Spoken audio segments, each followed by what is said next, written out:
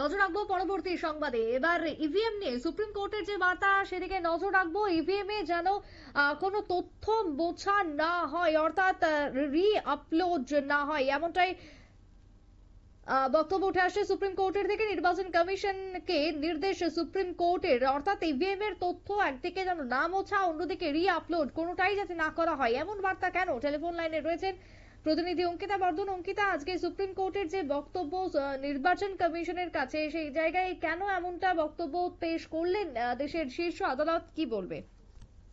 দেখো, বর্তমানে যে ভোট গ্রহণ প্রক্রিয়া চলে সম্পূর্ণটাই কিন্তু বৈদ্যুতিক ভোট যন্ত্রের মাধ্যমে, অর্থাৎ ইভিএম এর মাধ্যমে, এবং 2 শতক ধরেই ভারতে রীতিমতো ভোট হয়ে যাচ্ছে। তবে এবারে যেহেতু আমরা জানি যে আমরা বর্তমানে প্রযুক্তির যুগে দাঁড়িয়ে রয়েছে, তাই সেক্ষেত্রে ইভিএম এর মাধ্যমে ভোট গ্রহণ পর্বকে কেন্দ্র করে আমরা বারবার দেখতে পাই বিরোধীরা একাধিক অভিযোগ করে। বিশেষ করে কারচুপির অভিযোগ কিন্তু বিরোধীদের বারবার উঠে থাকে, যে কোনো নির্বাচন হোক না কেন। কিন্তু এবার সমস্ত প্রশ্নের কিন্তু জবাব মিলবে, কারণ সুপ্রিম কোর্ট মঙ্গলবার নির্বাচন কমিশনকে তাদের স্ট্যান্ডার্ড অপারেটিং পদ্ধতি অর্থাৎ ইভিএম এর ব্যবহৃত যে মেমোরি তা যাচাই এবং পরীক্ষার অন্তর্ভুক্ত করার আবেদনের জবাব দিতে বলেছে। বিশেষ করে প্রধান যিনি বিচারপতি রয়েছেন সঞ্জীব খান্না এবং বিচারপতি দীপঙ্কর দত্ত, তাদের বেঞ্চ কিন্তু আগামী 15 দিনের মধ্যে এই বিষয়ে কমিশনের মতামত চেয়েছে। তাছাড়া দেখো যে এডিআর এর তরফে ইভিএম এর বিশ্বাসযোগ্যতা বাড়ানোর জন্যই নির্বাচন কমিশনকে পদক্ষেপের নির্দেশ দিতে শীর্ষ আদালতে আবেদনও জানানো হয়েছিল।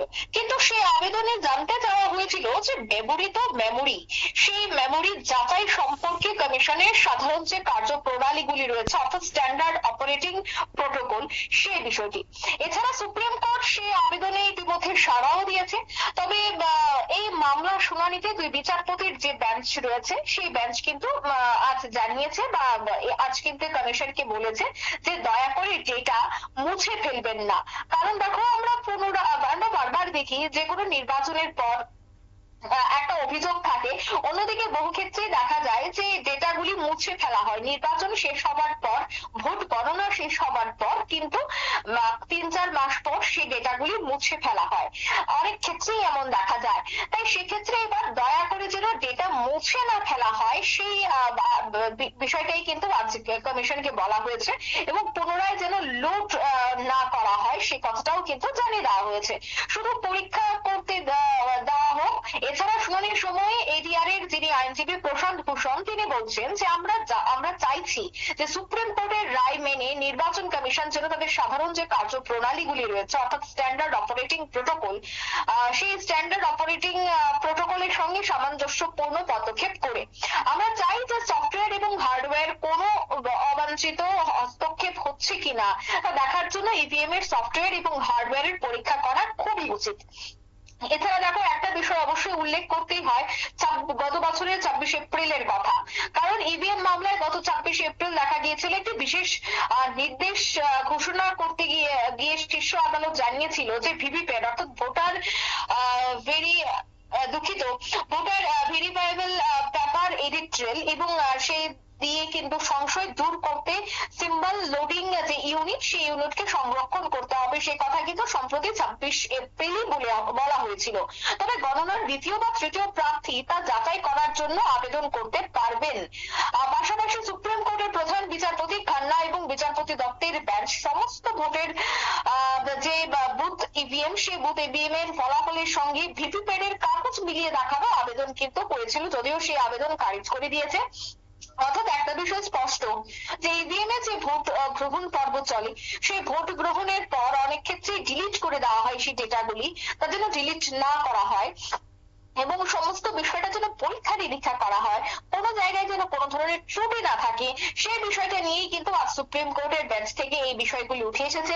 কমিশনকে আগামী বেশ কয়েকদিনের জন্য একটি সময় বেঁধে দেওয়া হয়েছে, 15 দিনের জন্য এই সময় বেঁধে দেওয়া হয়েছে। 15 দিন পর কিন্তু কমিশন থেকে সে মতামত জানতে চাইবে সুপ্রিম কোর্ট। সুপ্রিম কোর্টের মূলত বক্তব্য হচ্ছে কোন নির্বাচনের পর ইভিএম বা কোন নির্বাচনে ইভিএম হচ্ছে সব থেকে গুরুত্বপূর্ণ একটা বিষয়, সেক্ষেত্রে পুঙ্খানুপুঙ্খ সবটা বিষয় যাচাই করা, তার সাথে পরীক্ষা নিরীক্ষা করা, এই বিষয়টার দিকে এই মুহূর্তে জোর দেওয়া খুবই প্রয়োজন। তার জন্যই কিন্তু বেঞ্চের এই সিদ্ধান্ত। সুপ্রীতি। বেশ, ধন্যবাদ তোমায় অঙ্কিতা। অর্থাৎ ইভিএম কে নিয়ে এই সমস্ত ক্ষেত্রে অভিযোগ উঠে আসছে। নির্বাচন মানেই সব থেকে আগে যার উপরে অভিযোগ ওঠে তা হলো ইভিএম। অর্থাৎ এই ইভিএম এ এবার যাতে কোনো অভিযোগ না উঠতে পারে তার জন্যই ভোট হওয়ার পর কোনো ডেটা যাতে মুছে ফেলা না হয় বা নতুন ভাবে যাতে কোনো কিছু আপলোড করা না হয়, সেই সবটার প্রতি এবার নিষেধাজ্ঞা জারি করে দিল দেশের শীর্ষ আদালত। তাই ইভিএম নিয়ে এই কড়াকড়ি বার্তা এবার জাতীয় নির্বাচন কমিশনের কাছে পৌঁছে দিল শীর্ষ আদালত, যাতে কোনো রাজনৈতিক দল ইভিএম এর দিকে আর আঙুল তুলতে না পারে। ছোট্ট একটা বিরতির পর ফিরছি, সঙ্গে থাকুন।